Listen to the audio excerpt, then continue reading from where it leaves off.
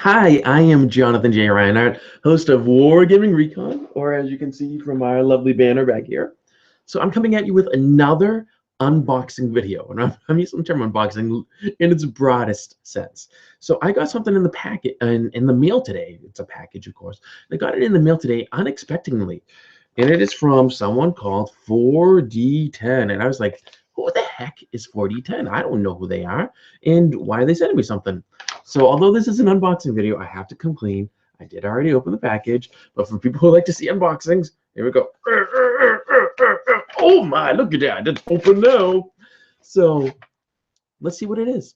And the reason why, just back up, the reason why I had already opened it is because, as I said, I don't know who they are. I don't know what they were sending. So I wanted, one, to see what it was because I'm curious. And two, to make sure it was safe to put on the air.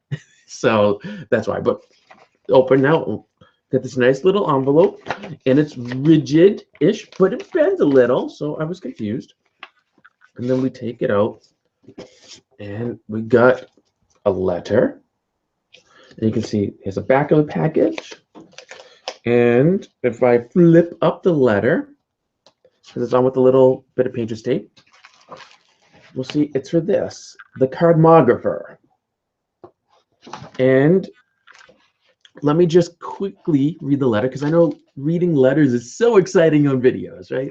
So I'm just going to go through it. It says, "Dear Jonathan, thank you for agreeing to take a look at the Cardmogrifier, a special die-cut template made out of a specialized polymer stock that allows anyone with a laser printer or inkjet printer to customize blank cards or replace the text and graphics on an existing card. The enclosed folder contains the Cardmogrifier template, good for a poker-sized card used in many popular card and board games. It includes all instructions plus a little background on us 4D10. It says a poker-sized card is 2.5 by 3.5 inches.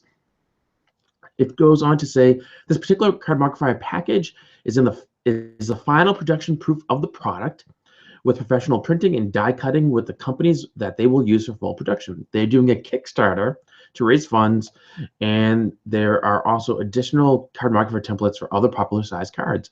They give a link, which I'll have in the description below. The link goes straight to the Kickstarter project, and they say that there are links to the InDesign, PDF, and Word templates needed to download to fit graphics within the card dimensions at their website, 4d10.com. They say to give it a try, make a custom version of an existing game card, make the card you thought the game should contain, create a gag card. And they say, let us and your readers, viewers, and other fans know how your creative efforts turned out. If you have any questions, don't hesitate to contact them via Kickstarter, Facebook, or email. And then they give some email addresses. Thanks for your attention, Steve Brandes, Dave Brandes, and Russ Lockwood.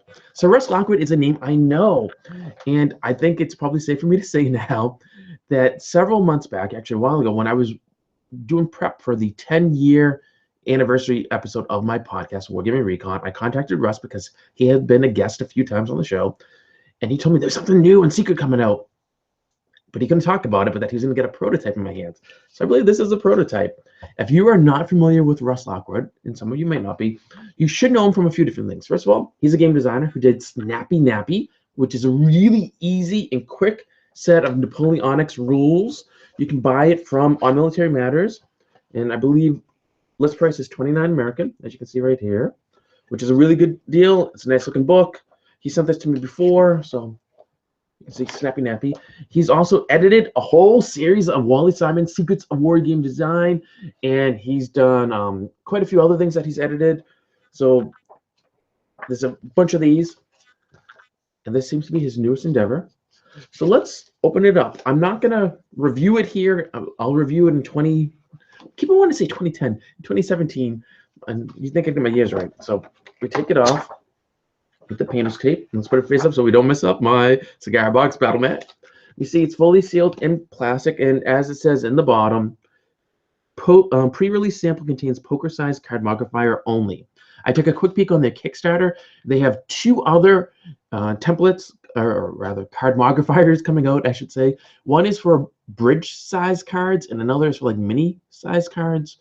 More information is on their Kickstarter. I will say, when I took a quick peek on the Kickstarter, that they're looking to raise $10,000, It sounds like a lot of money to me, and they explain why in the thing, and I'll go into that at another time. It's not the place for an unboxing video, but I was a little shocked, and I think a lot of other people are too. So they do explain that there. So we'll see, this is nicely sealed, and you would have thought I had thought to bring scissors down into the den for the opening. So as we can tell, it's not easy to open, and I'm gonna do something that my dentist always hates, and I'm gonna, oh wait, nope, did that work? It did. So I found a corner, and I was able to peel it off. So I'm presuming, but I don't know for certain, that if you back the Kickstarter, that it'll come like this. I mean, I'm sure it'll come in a thing like this, but I don't know if it's going to be shrink wrap, or if this is just because it's a pre-release. I should say that. And I should also say this was sent to me for free for review, which I would do at another point, but for review. So let's open it up. We see this is what we got. We get instructions, and this is the actual Cardmogrifier right here. It doesn't look like much, does it? But that's okay. So a little bit of cardboard on it, and another page. This is what you get, and here are the instructions. I'm not going to go through how to do it because that's not the purpose. But you can see everything's packaged nicely. It was easy, pretty light to send one of these. I don't know the weight. I didn't weigh it. But you get right here. This is the Cardmogrifier right here, and it looks simple. But from what I understand, the trick here is that this is the same thickness as cards that you get. So you get your card, a blank card preferably, but you can get like a magic card that you clean off the top, or Cards Against Humanity card, or a Munchkin card, or anything like that. You remove what's on there, which you can do. They give instructions for that on how to remove the artwork or the text and remove like the protective varnish from it. You tape it onto here just once at the top and once down here. They suggest using something like Scotch Magic tape because it's easy to remove. And the key is you don't want to damage this. So you position the card just right. You put this into your printer. And I know I said I wasn't going to explain how to do it, but I'll explain how to do it. Put it into your printer whatever way that your printer does it. So if your printer needs the things face up, it goes face up. If it goes face down, it goes face down. They, I believe, said when you put this on it, you want to put the blank side of your card that you put it in here facing up towards the way that gets printed. So if you need to put like labels and things in your printer so that it prints on the surface, because it just goes in and just goes and prints right on top, you put it facing up. If you need it to be on the other side, you do the same thing. So you put it in, and they have little instruction pictures graphs there. So this is a Cardmogrifier. They have a variety of different price points on their Kickstarter. You can look at that for the pricing and everything. I think you can get all three templates for 14 bucks, or just the poker one for $9. I can tell you, and this maybe goes into a little bit of review space, but I can tell you that one thing that excites me about this, just from the little that I understand it, actually two things that excite me. First of all, it seems really easy to do. I am not someone who's very arts and crafty. So I know that in the past, if you wanted to do something like this, you had to do a lot of cutting and taping and really fiddly things, and even at the end of it, it wouldn't come out very well and wouldn't be durable. Or you'd have to go to something like Drive the Cards or the Game Crafter or something like that to have them make it for you, and it would cost you a bundle. So either way, you're going to spend a lot of time if you're doing the arts and crafty thing, or a lot of money if you were doing like the Game Crafter or Drive the Cards or something like that. So this allows you to do it yourself. Yeah, you can spend money in ink, or if you have a LaserJet doing like that whole thing. I think they recommend LaserJet. How many of us have a LaserJet at home? I don't know. Not me. I got inkjet. I got an Epson. But they say it works on Windows. It works on Mac. And you put it in so you can make your cards easily. And the other reason for me why I'm pretty excited about this is I had bought some of the Aurelian Army decks way back with the intention of using them instead of miniatures to play Hail Caesar. Sacrilege, I know! Where are the minis? Because I thought it'd be easy and a quick way to get going. But one of the problems was there are only 4 army decks. Or he calls them, Sam Mustafa calls them unit tiles, but army decks basically that you could buy from Drive-Thru Cards. And if you wanted other armies, what were you going to do? So I talked with my co-host Mike Payne about how can I make my own and this and that, and very convoluted. But here we go. You can use the Cardmogrifier right here. Of course, that's anticlimactic right here. to do it myself. And granted, it's one card at a time. I get it, so it's going to take some time. But I can do it with here, do it more cheaply, just get some of the supplies that they suggest, and make them myself so that I can expand the number of cards, that I have the number of army options for that. And I suppose one could do it for Aurelian. And I don't know what the licensing issues are there, so I'm not suggesting you do that, nor encouraging you to do that. But you can bet I'm going to mention this to Mr. Sam Mustafa, because I know he has said that one of the issues with keeping him from doing those extra unit tiles was the cost of going through everything like that. Now, granted, if he does this, he would have to package himself and send them out. But if he had made the artwork available online so that people like you or me could buy the artwork and then print them ourselves. So we're paying for his art, but he can do it more cheaply because we're not paying for the cards.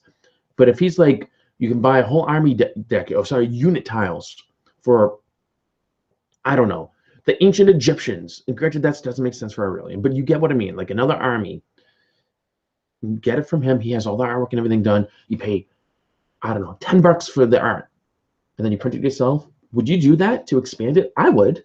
And that makes Aurelian even more playable. And then it's something he could also pursue if he wanted to do other card-based games.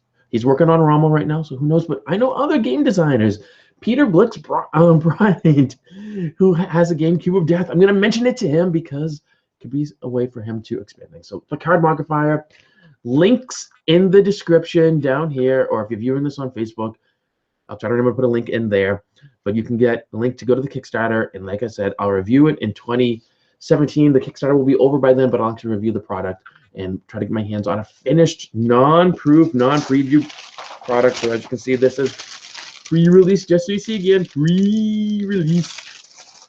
And there we go. So thank you for watching this unboxing video. Noisy unboxing video here from Wargaming Recon. So I hope you enjoyed it. Make sure you take the time to listen to the podcast, wargamingrecon.com.